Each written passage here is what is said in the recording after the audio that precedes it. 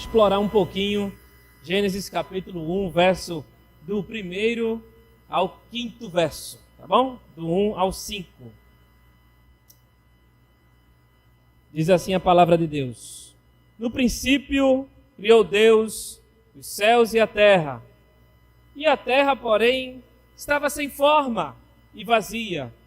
Havia trevas sobre a face do abismo, e o Espírito de Deus pairava por sobre as águas. Disse Deus: haja luz, e houve luz. E viu Deus que a luz era boa, e fez separação entre a luz e as trevas. E chamou Deus a luz dia, e as trevas noite. Houve tarde e manhã, o primeiro dia. Queridos irmãos, podemos iniciar esse discurso, essa exposição, lembrando de um importante cientista nos anos 1900, numa conferência, né? Ele, quando ainda jovem, ele foi desafiado por um professor, dizendo, este professor que querendo provar que Deus não existe, o professor continuou dizendo assim: se Deus criou tudo, então Deus fez o mal, pois o mal existe, e partindo do preceito de que que nossas obras são um reflexo de nós mesmos, então Deus é mau. E aí, outro estudante levantou a mão, bem conhecido: professor, posso fazer uma pergunta? O frio existe, professor? Ele disse: que pergunta é essa, rapaz? É lógico que existe. Ou por acaso você nunca sentiu frio? E o rapaz respondeu: de fato, senhor, o frio não existe. Segundo as leis da física, o que consideramos o frio, na realidade, é a ausência de calor. O zero absoluto é a ausência total absoluta de calor. Professor, a escuridão também existe? Aí ele: existe. O estudante novamente respondeu: novamente você comete um erro, sim. A escuridão também não existe. A escuridão, na realidade, é a ausência de luz. E a luz pode ser estudada. A escuridão, jamais. E isso ocorreu no início do século passado. E o diretor, naquele evento, se dirigiu àquele jovem e perguntou: qual é seu nome? E ele respondeu: Albert Einstein. Essa história é bastante conhecida, bastante utilizada em vários congressos, né? O próprio Einstein replicou essa frase várias vezes em suas defesas, em seus livros.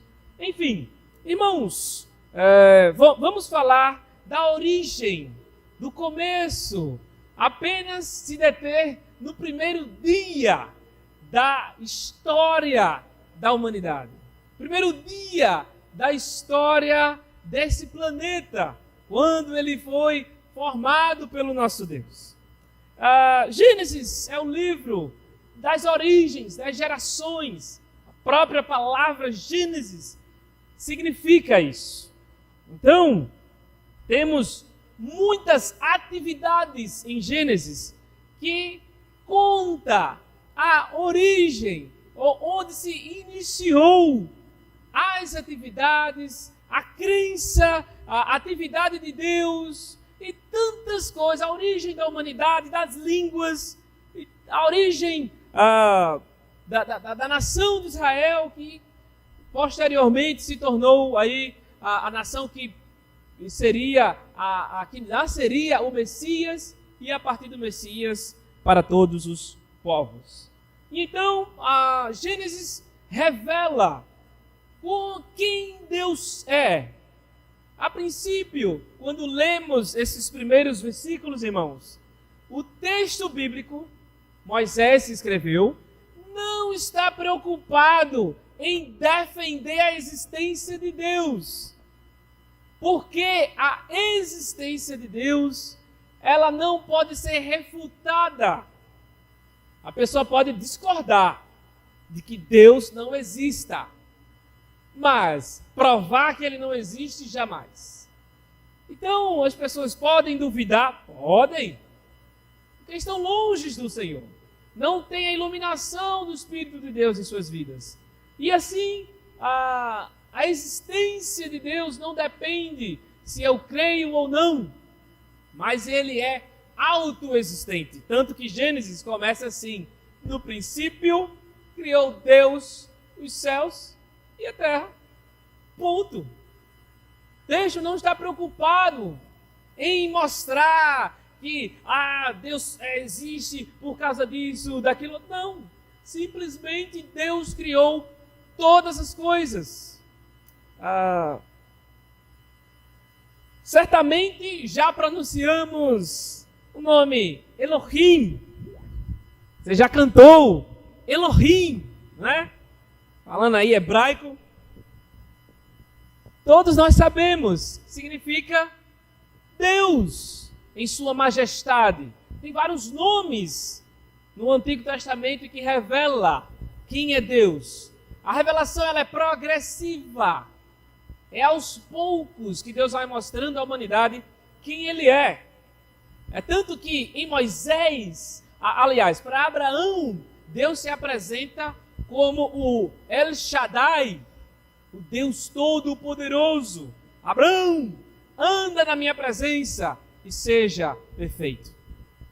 Deus se apresenta para Moisés com mais um nome que revela a sua grandeza. Moisés, eu vou te enviar a eles, e tu vai dizer a eles: eu sou o que sou. Então a revelação do nosso Deus ela é progressiva. Deus vai se mostrando quem Ele é ao longo dos tempos, ao longo do desenrolar da humanidade. E essa terminologia que Deus significa que é um ser proeminente, uma majestade, alguém muito grandioso, alguém poderoso demais nesse universo. Então, nesse Gênesis 1:1, no princípio, no começo ou antes de todas as coisas, Ele é. Deus não existe, Ele é. Sempre foi e sempre será. Não existe um começo. Deus foi criado em determinada época da eternidade. Não tem como. A gente não tem como entendê-lo. Não tem como entender isso. Porque nós somos eternos, porém temos um início. Nós fomos criados em determinada época, nessa época de Gênesis. E aqui, irmãos, quando Deus criou todas as coisas, o próprio verbo criar aqui não é criar, modelar alguma coisa. Mas esse criar é a partir do nada. Deus criou todas as coisas a partir do nada. Ou seja, nada existia. E Ele gera todas as coisas. E todas as coisas revelam quem Deus é. O seu caráter, o seu atributo, o seu poder, sua majestade. Irmãos, em Apocalipse, capítulo 4, verso 11, não precisa abrir, Gênesis e Apocalipse estão inteiramente conectados. Esses dois belíssimos livros são extremamente ligados. Um confirma o outro. Então, irmãos, quando Deus está sendo entronizado, louvado, engrandecido em Apocalipse 4, pelos 24 anciãos, pelos 4 seres viventes e também pelos anjos, pelos milhares e milhões de anjos, eles dizem assim: digno és, Senhor, de receber glória e honra e poder, porque tu criaste todas as coisas e por tua vontade são e foram criadas. Ou seja, irmãos, Deus teve uma profunda vontade de criar tudo isso que existe. Por incrível que pareça, Deus não é um ser desinteressado. Ele tem interesse na sua criação. Ele formou todas as coisas para louvor e glória da sua majestade. Todas as estrelas, todos os corpos celestes estão louvando o nome do Senhor. É fato que hoje, com o telescópio Hubble e tantos sensores que foram lançados no universo, eles captam sons dos mundos, sons das estrelas. Os corpos celestes, em geral, todos, estão engrandecendo a majestade do Senhor.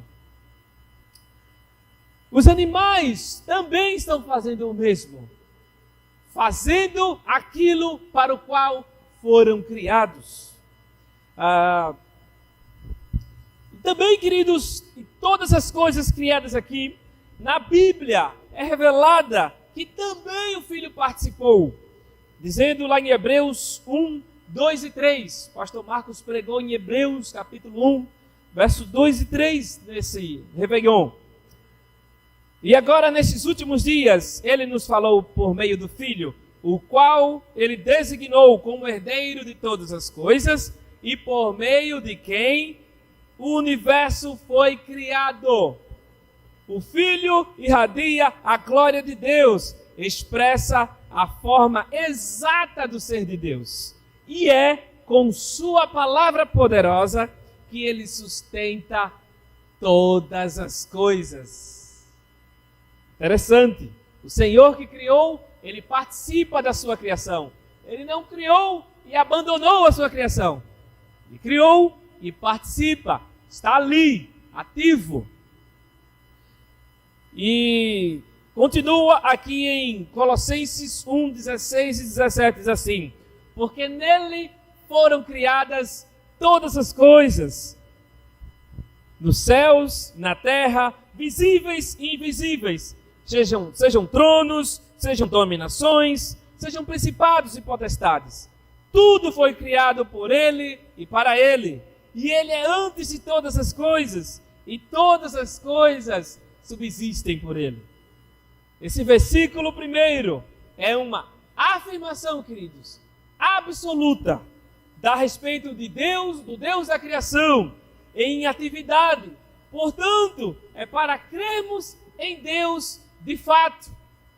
Como falei no início, a Bíblia não está preocupada em provar a sua existência, mas mostrar o seu caráter, quem ele é e como ele se revelou ao longo da história. Queridos, no verso 2, a Bíblia diz que a terra ela estava sem forma e vazia. A terra, queridos, não dá para tentar imaginar como é que estaria a terra naquele tempo. Era algo sinistro, algo obscuro. Alguns entendem que aqui é o estado desordenado e obscuro da terra. Local inabitável. Quando eu olho para Júpiter, gosto muito de astronomia. Júpiter, interessante que é um local tão inabitável, que não tem como o homem nem sequer chegar em sua atmosfera, a pessoa chegar lá, porque Júpiter tem várias desordens em sua atmosfera. Se você ver lá umas fotos de Júpiter, vai aparecer lá um redemoinho vermelho. Aquilo ali é uma eterna tempestade que existe, de gases tóxicos. E várias tempestades ao longo do tempo vêm se identificando em Júpiter. Ou seja, é impossível o homem até viver algum tempo por lá. Porque até ele mesmo com o oxigênio, com aquela roupa de astronauta, ele vai ser sugado pela atmosfera e vai ser triturado pelos gases e vai ser dissipado. A Terra, queridos, estava mais ou menos desse jeito. Sem forma, vazia, não tinha atmosfera, não tinha o ar que nós respiramos, não tinha as plantas, enfim, tantas coisas que não havia e era impossível para o homem viver nessas condições. O estado desordenado da terra. Em Jeremias 4:23 diz assim: observei a terra, e eis que era sem forma e vazia, também os céus, e não tinham a sua luz. Interessante que Deus falando para o povo, Jeremias avisando ao povo que se eles ficassem, eles iriam ser dissipados, eles eram para ceder ao Império Babilônico em paz, mas eles não queriam. Se levantavam profetas dizendo: não, o Senhor está dizendo que é para todo mundo resistir ao Império Babilônico. Mas Deus, usando Jeremias e outros, disse: não, é para vocês cederem, porque eu condenei a ação de vocês. E assim, estejam cedendo. Se vocês não cederem, essa terra que vocês habitam vai ficar bem semelhante à terra lá no princípio, sem forma e vazia. Ou seja, totalmente desordenada, totalmente vazia. Deus organizou todas as leis naturais, inclusive preparando tudo para que o ser humano pudesse habitar. Mas com o pecado do homem, a terra e o universo inteiros estão em processo de desorganização ou destruição. Queridos, Deus criou, Deus ajeitou a terra todinha, organizou direitinho, como vemos nos próximos versículos de Gênesis. Tudo prontinho.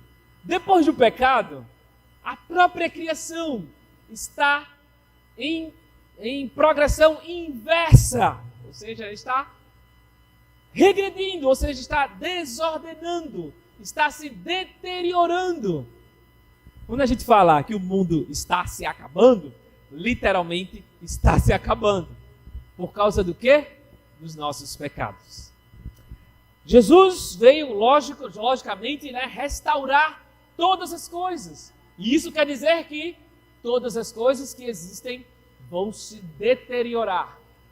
E estão se deteriorando. O gemido da criação, que Paulo fala em Romanos 8:22, é fato. A criação geme e sofre angústias até agora, diz em Romanos 8:22. E Pedro também fala em 2 Pedro 3:12 que os céus, os elementos serão desfeitos, serão derretidos. Ou seja, toda a criação que foi afetada, toda a criação vai ser destruída para ser renovada para a glória do Senhor na próxima eternidade. Queridos, o Espírito de Deus pairava sobre a face das águas.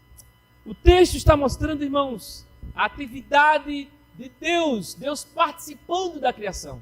Interessante que Ele não abandonou-a, mas sim, Ele estava aqui se movendo na pessoa do Espírito Santo, movendo-se e parado ao mesmo tempo. Quando o texto está dizendo, o Espírito ou movia-se em algumas traduções, ou pairava sobre a face das águas. A figura ali é de um animal, uma ave de rapina, em que ela está parada no ar, está batendo as asas, e ao mesmo tempo ela está observando aonde ela vai atacar a sua presa. Ou um peixe, um animal, ou uma serpente. Vemos várias aves de rapina que têm essa estratégia de ir direto no alvo. Seja peixe, seja atacar algum bicho terrestre. Então a figura que Moisés está utilizando é essa, de Deus estar em prontidão, pronto para agir. Deus estando com a sua criação, somente Ele e o universo, querendo executar a sua vontade em tempo e momento oportuno. Também sobre as águas. Peraí, já tinha água? Deus criou a água, nem tem nada dizendo aqui que Deus criou a água. Nossa, interessante. O relato da criação das águas não nos é mostrado. Deus não quis que a gente soubesse como foi que ele criou as águas. Interessante que o hidrogênio e o oxigênio são as partículas que mais são abundantes nesse universo. Em vários planetas foram identificados gases como o hidrogênio e o oxigênio. A água que nós bebemos, a água que nós utilizamos, é composta H2O, 2 moléculas de hidrogênio e uma de oxigênio. E graças a Deus aí, o oxigênio que circula, esses ventos que estão soprando aqui nessa igreja, é o ar em atividade, a circulação dos gases, em sua maioria, é oxigênio. A grande maioria, né, que está circulando é oxigênio, mas outros gases estão também ao mesmo tempo em todos esses ambientes na superfície.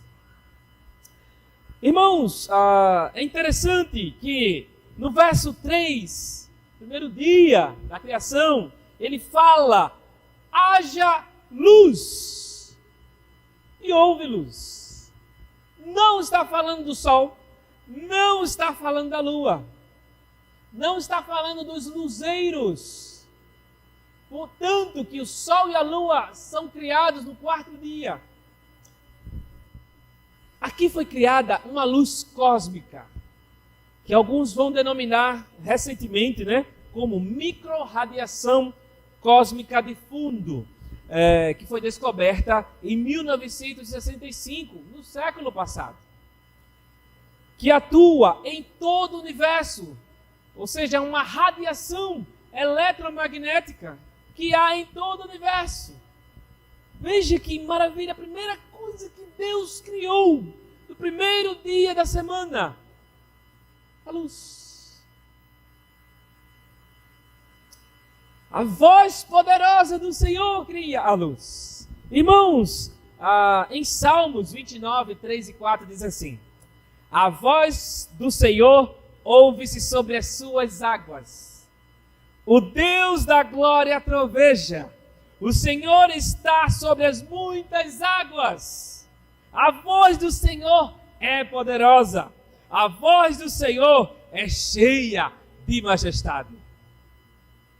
Ou seja, ele fala e tudo acontece. Ele fala e tudo obedece. Lá em Jesus, né? O próprio Jesus lá, acalma-te, aquieta. Ele fala com a sua criação. Veja que intimidade esse Deus tem e controle sobre tudo aquilo que ele criou com sua própria palavra. A gente, para criar alguma coisa, demora muito, né? A gente não cria, né? A gente modifica as coisas. Okay? Ninguém aqui tem capacidade de criar alguma coisa do nada, mas sim modelar alguma coisa. Também em 1 João 1,5 diz assim: a luz é também aquilo que Deus é. Ou seja, o versículo diz assim: Deus é luz e nele não há escuridão alguma. Ou seja, quando Deus diz haja luz, quando ele cria essa matéria, essa energia que atua em todo o universo, ele está revelando parte do que ele é. O nosso Deus é pura luz, luz inacessível. Quando diz em 1 Timóteo 6,16, luz inacessível que homem algum jamais teve capacidade de visualizar. A luz é também aquilo que Deus é. Luz e fonte de toda luz, assim é o Senhor.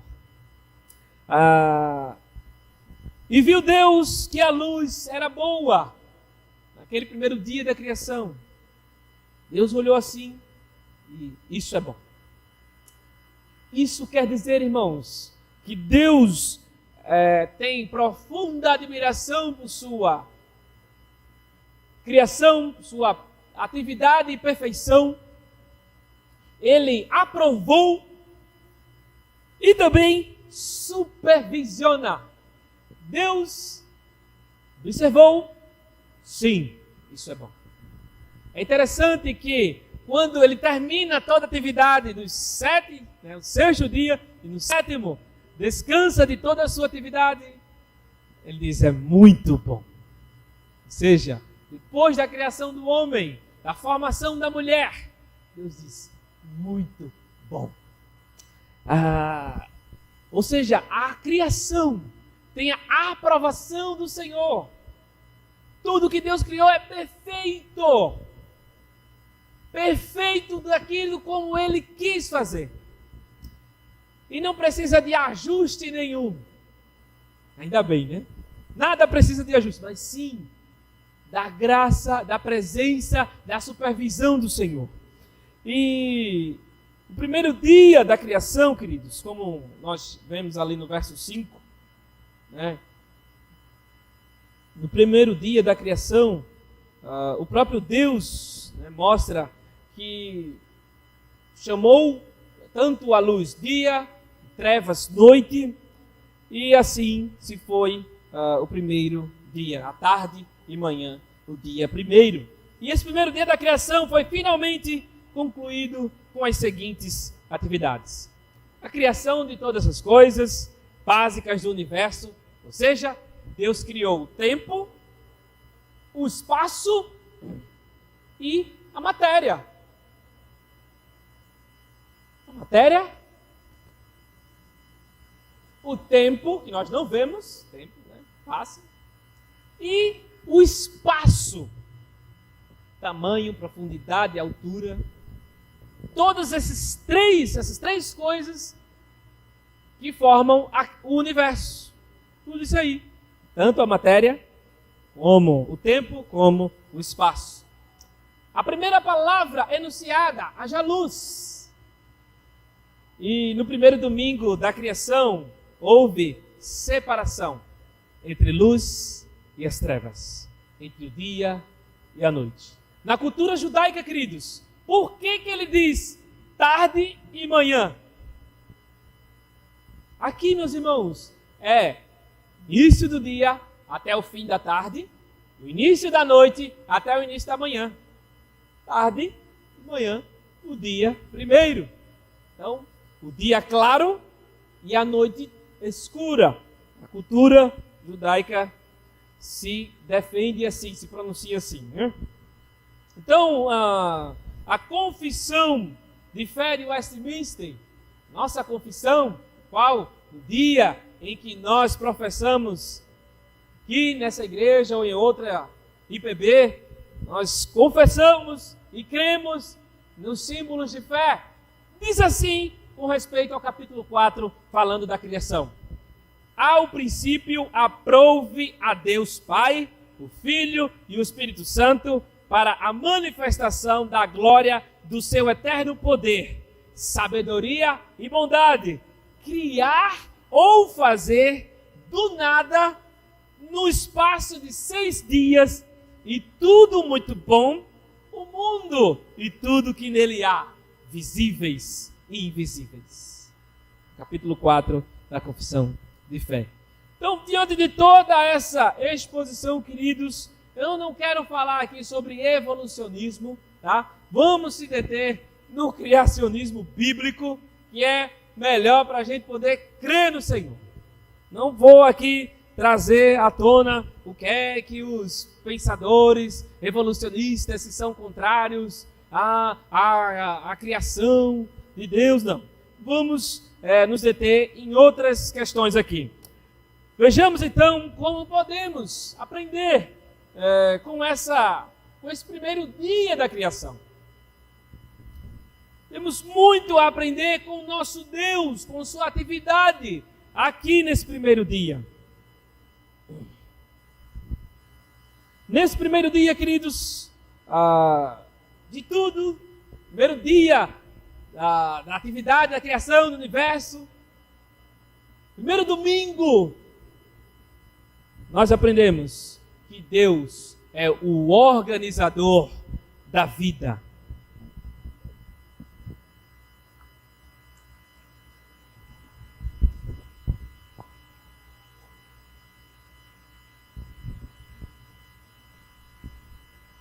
Deus é o organizador da vida.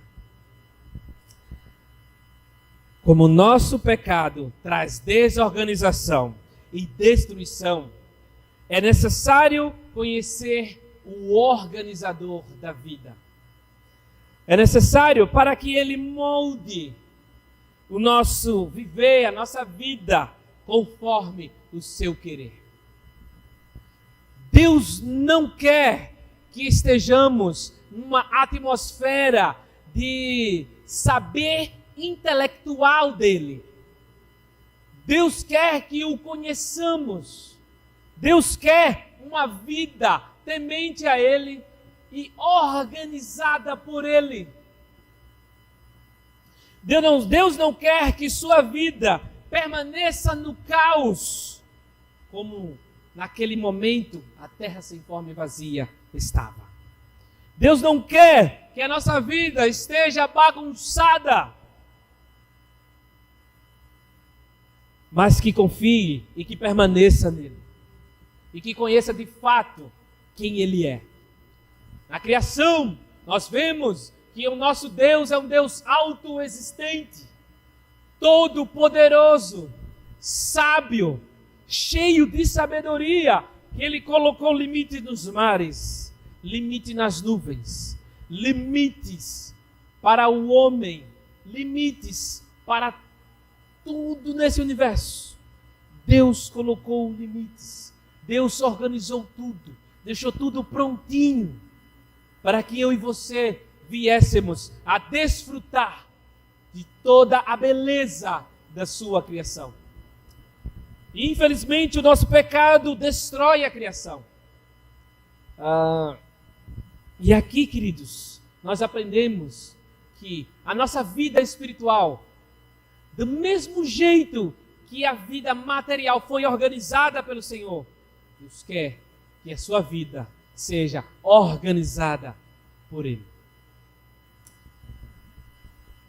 A bagunça que é a nossa vida, a sua vida, é resultado da pouca importância que você dá ao Deus da palavra. Que você dá, a pouca importância que se dá a Deus e a sua palavra que nos organiza. Quando desprezamos a palavra de Deus, quando estamos aprendendo das Escrituras em momento oportuno como esse, e não damos ouvidos, ficamos pensando em outra coisa qualquer, a não ser muitas coisas da nossa vida, vai se desorganizando, se deteriorando. A nossa vida espiritual vai se deteriorando de tal forma que se tornamos mais carentes ainda da glória de Deus, da presença de Deus, da graça de Deus, do favor de Deus. Quando não damos atenção à palavra do Senhor no nosso dia a dia, quando não damos atenção às Escrituras, quando não damos atenção a ouvir o Evangelho no nosso dia a dia, nossa vida tende a ser deteriorando-se, desorganizada e assim se desfalecer e se autodestruir.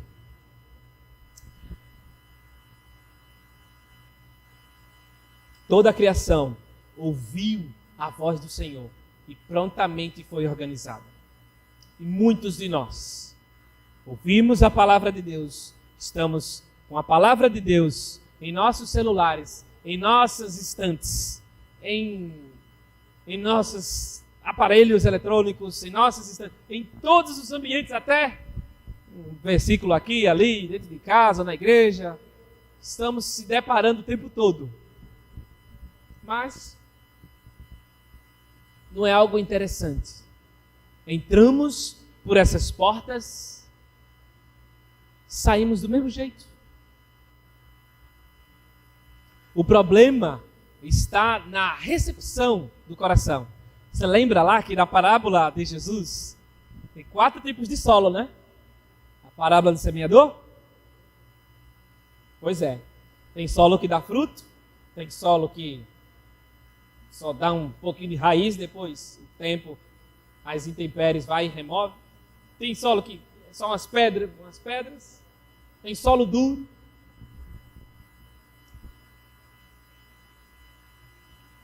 A palavra de Deus, a enunciação, a voz do Senhor, causa muito efeito, causa muita coisa boa, grandes coisas na vida daquele que se dispõe a prestar obediência e ouvir aquilo que o Senhor quer para a sua vida. Nas decisões, das grandes decisões da vida, queridos, em nome de Jesus, ouça aquilo que Deus quer falar com você. Senão quebra a cara, senão se arrepende, senão vai ficar maluco. Por muitos não darem ouvidos àquilo que Deus quer para a sua vida, aquilo que Deus quer organizar, as pessoas acabam se deteriorando por não dar ouvidos. É tanto que um dos mandamentos, honra teu pai e tua mãe para que se prolongue teus dias na terra, o 6º mandamento. O único mandamento com promessa, o primeiro com promessa. Ou seja, se não honramos as autoridades, que ali é o princípio básico de autoridade, ou seja, em casa, na sociedade, na escola, por aí vai. Princípio de autoridade. Se eu não honro a autoridade, eu vou estar desobedecendo a Deus e vou estar me opondo a Ele.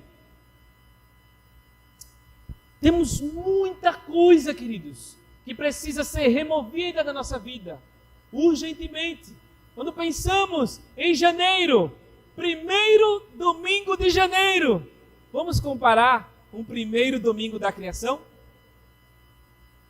É época de quê? De pensar em mudança, organização, planejamento, execução.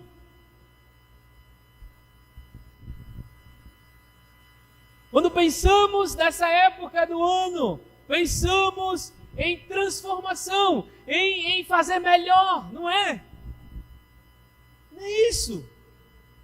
Pensamos em fazer coisas boas, quem sabe alguns planos que ocupam a nossa mente, em relação ao trabalho, faculdade, casamento, namoro, igreja, tantas coisas. E em todas essas coisas, Deus quer que você o ouça e o obedeça, e assim Ele organize aquilo que está bagunçado na sua vida. Deus é especialista em organizar a vida de gente bagunçada. Se não damos importância, queridos, à voz do Senhor, vamos se deteriorar e vamos morrer espiritualmente. Por que que em tantas tentações as pessoas caem e não se arrependem? Porque já cauterizou, para ela aquela atividade já é normal. Aquele pecado já está ali enraizado e está tranquilo. Porque não permite mais que a voz do Senhor, que a palavra de Deus seja o essencial para a vida da pessoa. Se nós, queridos, nós como casais, vamos para a área também de casal, se nós nos ativéssemos para as Escrituras, para o papel do homem, para o papel da mulher, o casamento seria 100%. Mas porque nós negligenciamos aquilo que Deus quer para a minha vida como homem e para a sua vida como mulher. E aí vem as brigas, os confrontos, as desavenças e até morte, ou até também separação, divórcio. Por não querer ouvir a voz de Deus, a gente escolhe.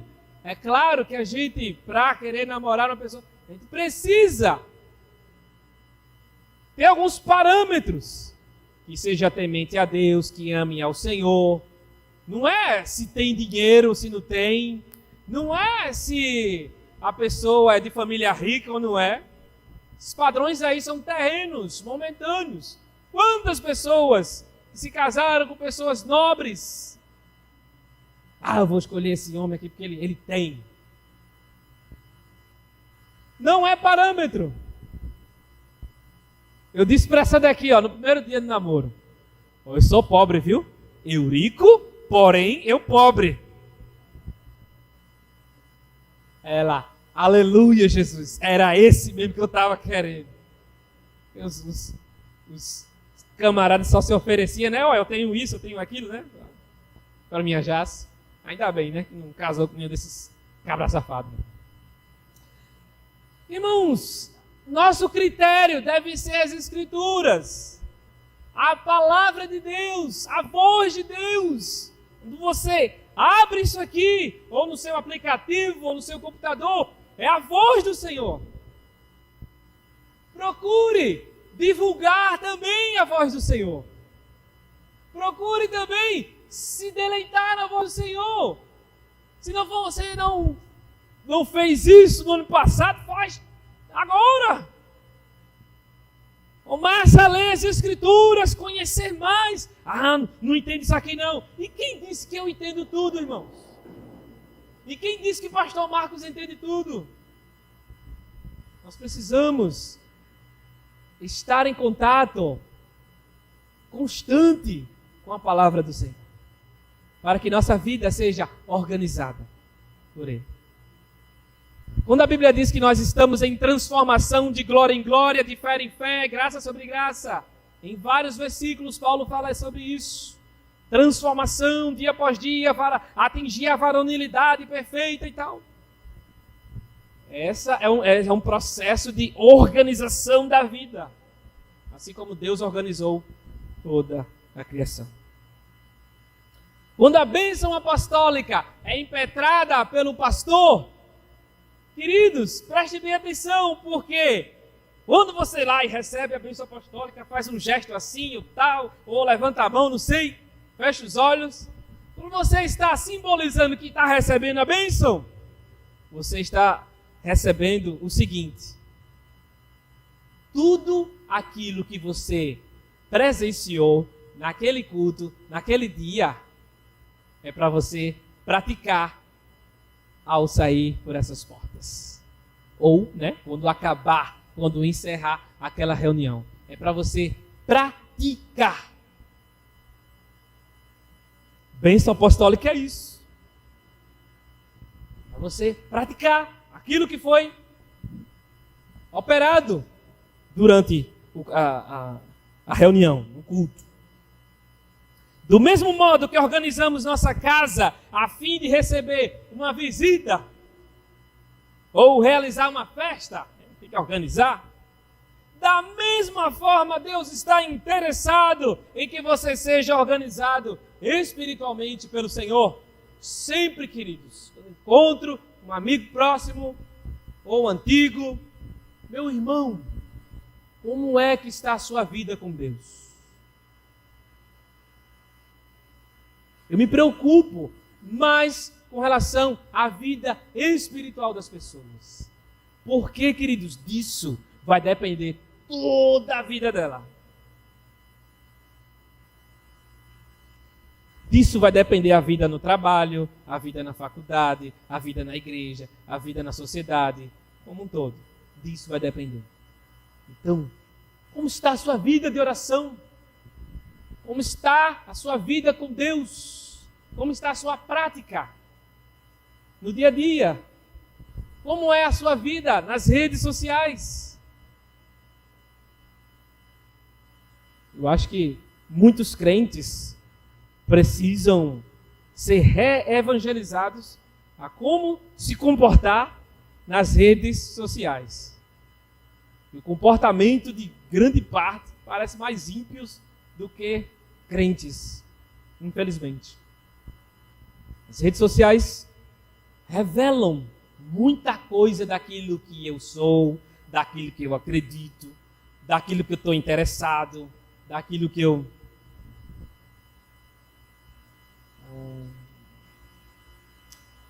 Aquilo que... Eu já perguntei a um jovem, quem é que você segue no Instagram, meu jovem? Ah, eu sigo fulano, ciclano. E é só essa qualidade de gente aí, é?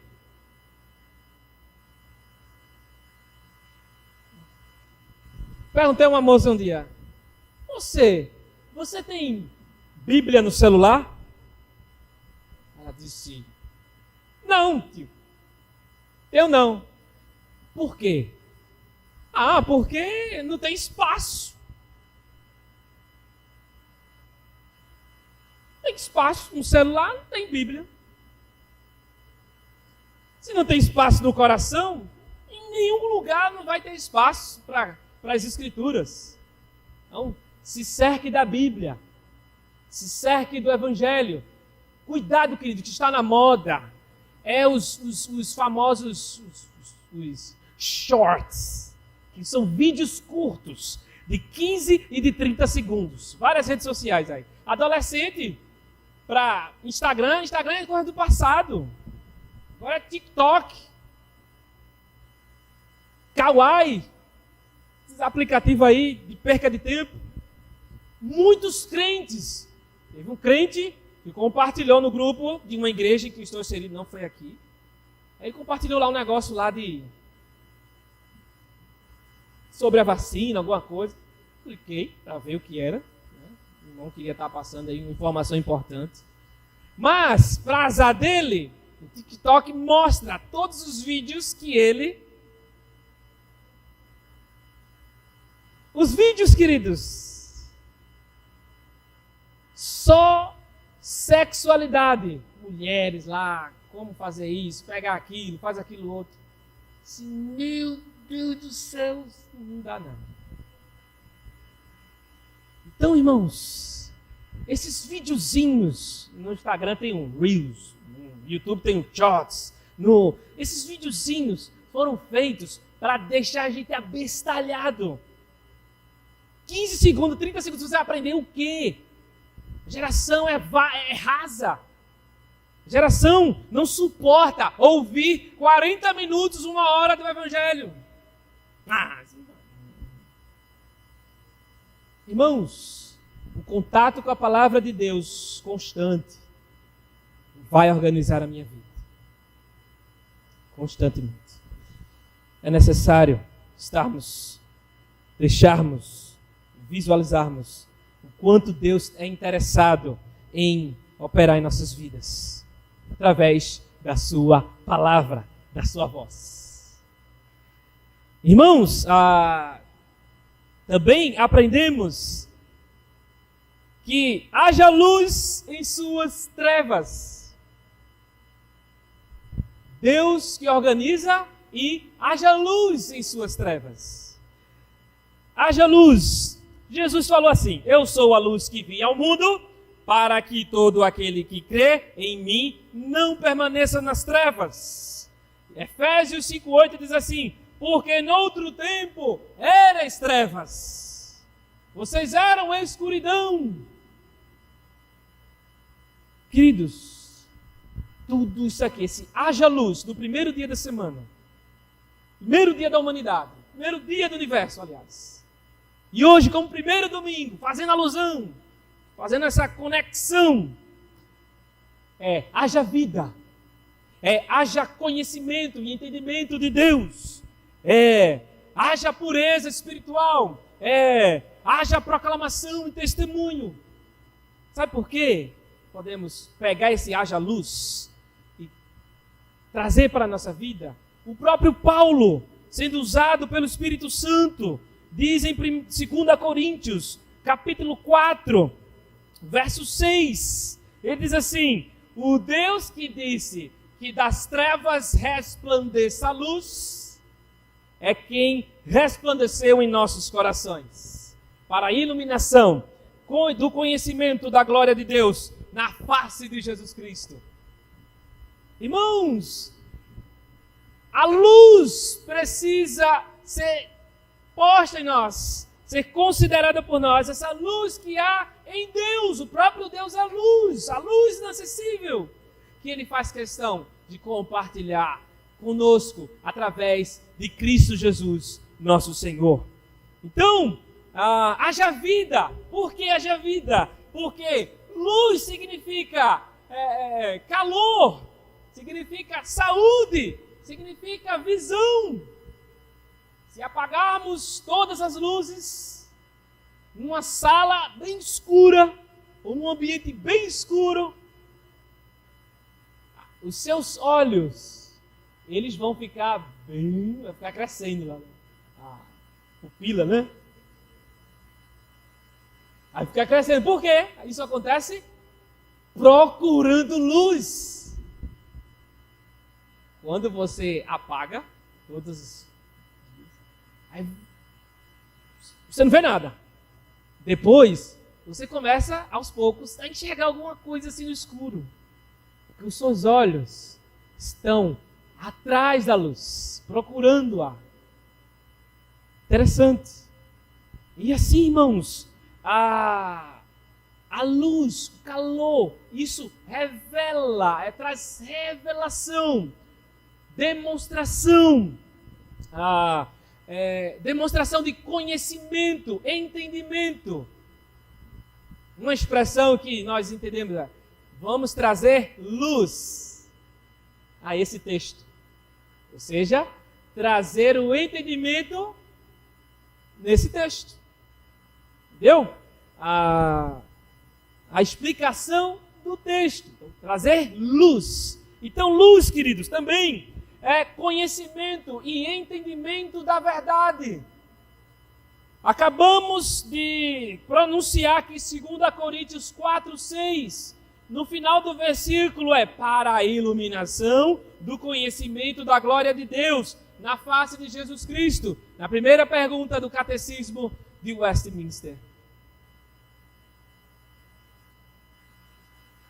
Para quê, né? Para que fim Deus criou o homem? O homem foi criado. De glorificar a Deus e alegrar-se nele para sempre. De glorificar, de viver para a glória de Deus todos os dias, de conhecê-lo para amá-lo. Suas crianças só podem amar ao Senhor se elas conhecerem a sua palavra, através de vocês e através da sua igreja. E só vão amar ao Senhor mais ainda através disso e a sua vida sendo uma demonstração viva para as criaturas mirins. Não há como eu chegar aqui, pregar o evangelho, falar em tudo que eu acredito e chegar em casa, ser o contrário disso, ensinando o filho a mentir, não observando as programações que ele assiste. Você sabe os conteúdos que seu filho assiste? Isso é uma pergunta. O que é que ele tem visto e ouvido por aí? É mais da palavra de Deus ou de outra coisa qualquer? E muitos não amam ao Senhor, porque os pais não amam ao Senhor. Então, se nós não nos sujeitamos a sermos essa luz, a darmos atenção a essa luz de Deus a partir da nossa casa, vai se deteriorando e se apagando. Queridos, muitos escutam a palavra e não dão ouvidos à verdade para praticarem no dia a dia. Quando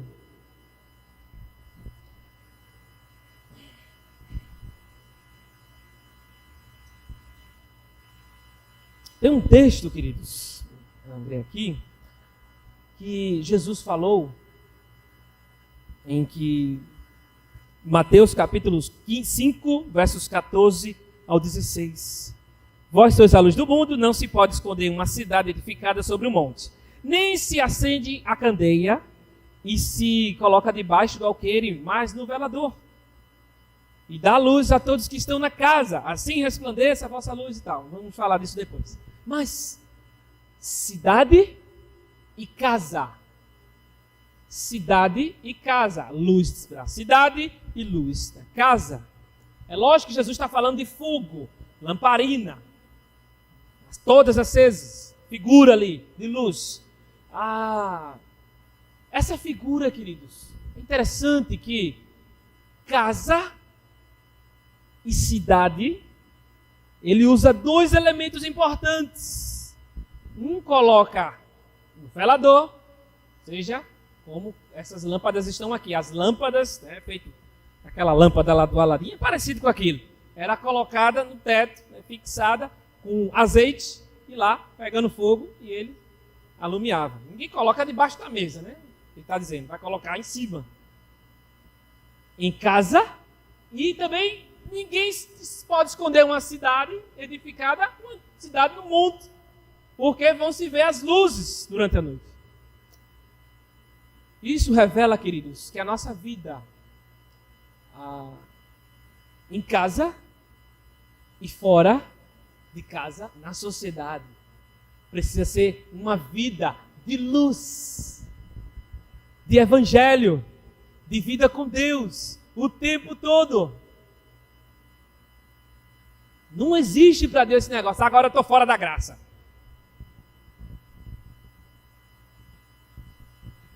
As pessoas que expressam, né?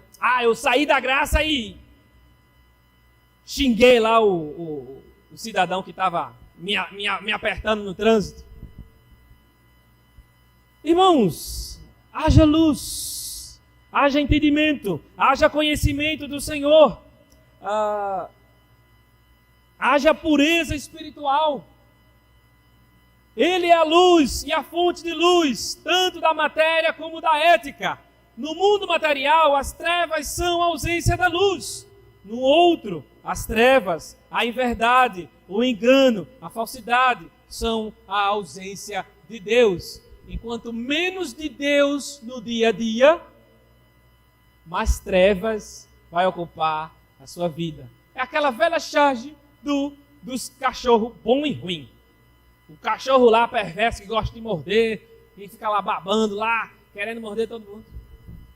Cachorro ruim. E tem um cachorro bom que ajuda, que auxilia, que avisa quando o ladrão está vindo e tal. Aí se a pessoa vai alimentar o cachorro ruim, o que é que o cachorro ruim vai fazer? Vai lhe comer vivo. E o cachorro bom vai lhe ajudar. É assim a nossa vida. Se alimentarmos a nossa natureza perversa das trevas, a escuridão vai tomar conta. E essa escuridão, um dia, vai matar a minha vida espiritual. Quando Jesus fala também que nos últimos dias, o amor de muitos, por se multiplicar em iniquidade, o amor de muitos esfriará. O amor ali é como um fogo, é como luz. Por quê? O que é que esfria? Fogo, luz. Porque o amor de Cristo em nós é como luz para os povos também. E assim, queridos, mas se andarmos na luz, como Ele na luz está, temos comunhão uns com os outros, e o sangue de Jesus Cristo, seu Filho, nos purifica de todo pecado. Diz em 1 João, capítulo 1, verso 7. A noite é passada e o dia é chegado. Rejeitemos, pois, as obras das trevas e vistamo-nos das armas da luz. Diz em Romanos, capítulo 13, verso 12. Queridos, também haja proclamação e testemunho, como falamos aqui, andar na luz, e assim resplandeça a vossa luz diante dos homens, para que vejam as vossas boas obras e glorifiquem a vosso Pai que está nos céus. Mateus capítulo 5, verso 16. Ou seja, nossa vida deve resplandecer no meio das trevas. Quando você está com uma lanterna no meio da escuridão, veja que as trevas se dissipam na hora. A maior velocidade do mundo, né? Esqueci de citar aqui no início. É a velocidade da luz. 300.000 quilômetros por hora, mais ou menos. Efésios 5:8 diz assim: porque no outro tempo erais trevas, agora sois luz no Senhor, andai como filhos da luz. Uma frase de Martin Luther King diz assim: a escuridão não pode expulsar a escuridão. Apenas a luz pode fazer isso. Pastor, crente, batalhava na América do Norte pelos direitos dos negros na época, e foi assassinado por ser um exímio pregador das igualdades da vida, né? E, irmãos, é interessante que tudo que estamos expondo aqui tem a ver com andar com Cristo, de preferir estar com Cristo. Então, a proposta para todos os dias, não é só para todos os anos. A proposta é diária, é negar a mim mesmo, andar com Cristo, andar com o Senhor. E assim, ser transformado de glória em glória. Todo fim de ano, eu digo para o Senhor: Senhor, eu quero estar mais perto do Senhor. Todos os dias, inclusive no próximo ano. Não podemos esperar atravessar o ano, não. Para o ano eu vou buscar a Deus. Para o ano eu vou ler a Bíblia. Para o ano eu vou orar. Para o ano eu vou para a igreja. Para o ano eu vou evangelizar. Para o ano...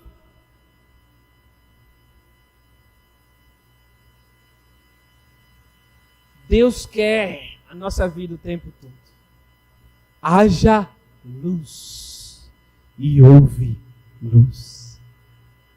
Foi no primeiro dia, no primeiro domingo da criação. Estamos no primeiro domingo do ano 2022. Seja luz. Deus é um Deus organizado, que organiza a nossa vida por meio da sua palavra. E Deus quer que sejamos luz, assim como Ele é luz. Abdique das obras das trevas. Quando alguém chegar perto de você e falar bem do pecado, admirar o pecado, condene o pecado. Se oponha ao pecado e tenha compaixão da pessoa. Não perca a oportunidade de ser luz no Senhor, de também pregar o Evangelho aos que estão vivendo na escuridão. Para Deus, as pessoas que estão sem Cristo estão como que cegas numa escuridão. Lembra lá do Egito, que naquele milagre daquelas 10 pragas, uma delas foi a escuridão. Os egípcios tinham medo da noite, da escuridão. A escuridão foi tão grande, que eles não podiam enxergar um ao outro. Porque o Deus principal deles era o sol. Luz. Vários povos têm o sol como um Deus. Só que o nosso Deus criou a luz antes do sol. Porque Ele é a nossa luz. E assim, precisamos ser assim como Ele é. Que em nome de Jesus, que o Senhor organize a sua vida, sua história, seu caráter nele. E assim, a luz resplandecente do Senhor Jesus Cristo brilhe no seu coração, na sua mente, e todos em volta possam ser impactados por essa luz, que é o Evangelho de Jesus Cristo, que é a palavra de Deus sendo vivida no dia a dia. Diga não a você mesmo, diga sim para o Senhor. E assim, meus queridos, nós vamos encerrando nesse momento e orar ao Senhor, para que o Senhor esteja nos moldando, nos transformando de glória em glória, dia após dia, não dependendo de ano, de entrada, de saída de ano, para viver para a glória do Senhor. Querido Pai Celestial, mais uma vez estamos na Tua presença, te louvamos ao Senhor por Tua grandeza, por Tua realeza. Tu és o Deus que organizou todas as coisas, Tu és o Deus que em meio ao caos, o Senhor deu vida, organizou, separou e fez conforme a Tua vontade. Assim opera em nossas vidas, na vida daquele que está com a vida extremamente bagunçada, Senhor. Organiza, opera, transforma, liberta em nome de Jesus. Que haja luz em seus lares, que haja luz onde eles estiverem. Que o Senhor seja essa luz na vida de cada um que está aqui presente e na vida de todo aquele que estiver em contato com a Tua linda, maravilhosa e poderosa palavra. É a Tua voz, é a Tua autoridade, é tudo para nós, Senhor. Em nome de Jesus, nós te bendizemos. Nos ajuda, Senhor, a praticar, a viver, a cada dia, não depender de qualquer época do ano. Em nome de Jesus. Amém.